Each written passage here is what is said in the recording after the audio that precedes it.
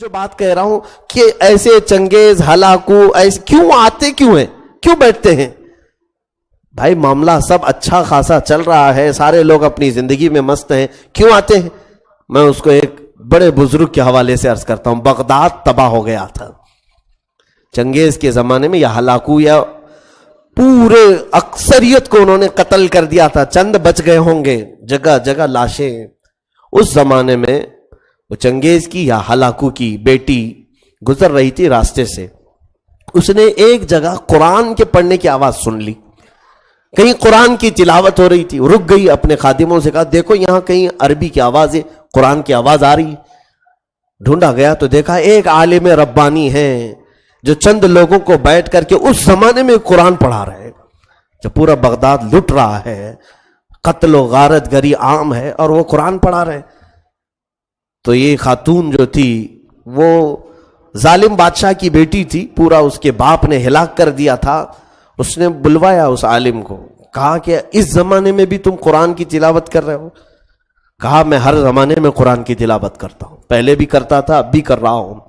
اچھا میں نے تمہارے متعلق ایک بات سنی ہے مسلمانوں کی, تمہارا عقیدہ یہی ہے نا کہ اللہ جو چاہتا ہے وہی ہوتا ہے, اللہ جو چاہتا ہے وہی ہوتا ہے. تو انہوں نے کہا بالکل میرا ایمان ہے یہ, اس کے چاہے بغیر کچھ ہوتا بھی نہیں ہے. اور تمہارا عقیدہ یہی ہے کہ اللہ جسے چاہتا ہے اسے پاور دیتا ہے. انہوں نے کہا بالکل میرا عقیدہ یہی ہے. کہا تو پھر ہمارے اوپر یقین کیوں نہیں کر لیتے کہ اللہ جو چاہتا ہے وہی ہوتا ہے, تو ہم کو چاہا ہے اللہ, اس لیے آج ہم حکومت میں ہیں. یہ آج کے چنگیز بھی یہی کہہ رہے ہیں کہ بھگوان اگر نہ چاہتا تو ہم لوگ نہیں آتے تھے. کبھی کبھار کیوں چاہتا ہے یہ بھی سن لو. اس عالم ربانی نے بہت پیارا جواب ارشاد فرمایا, کہا بالکل تو صحیح کہہ رہی ہے. اس کو میں ایک مثال سے بتاتا ہوں.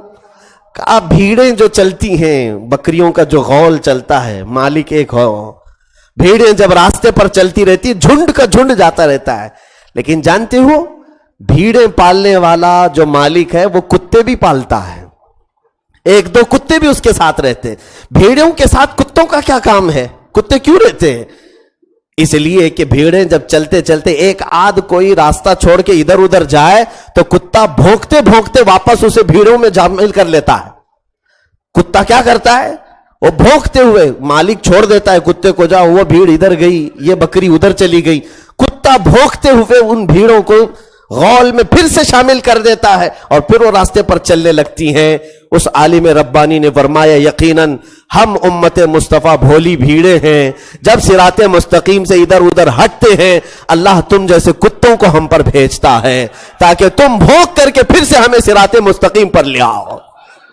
آج اسی لیے یہ تمام چیزیں ہیں میرے عزیزوں, یہ تمہیں جو آنکھ دکھا رہے ہیں یا بھونک رہے ہیں اس لیے کہ تم راستہ ہٹے ہوئے ہو. واپس آ جاؤ صراط مستقیم پر. اللہ کے حبیب کا راستہ چھوڑ کر کوئی عزت ہماری نہیں ہے.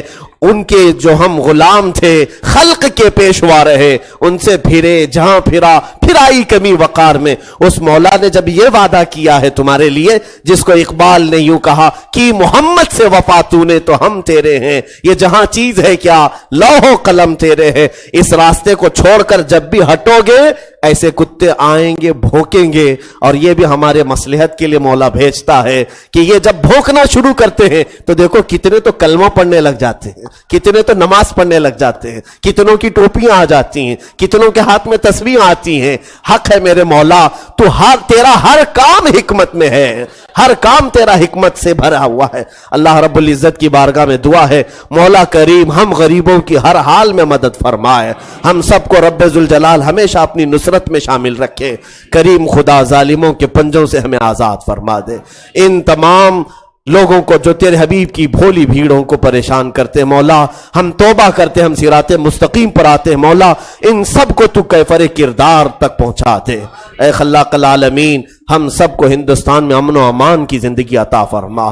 وصلی اللہ تعالی علی خیر خلق محمد وآلہ واصحابہ اجمعین, وآخر دعوانا الحمدللہ.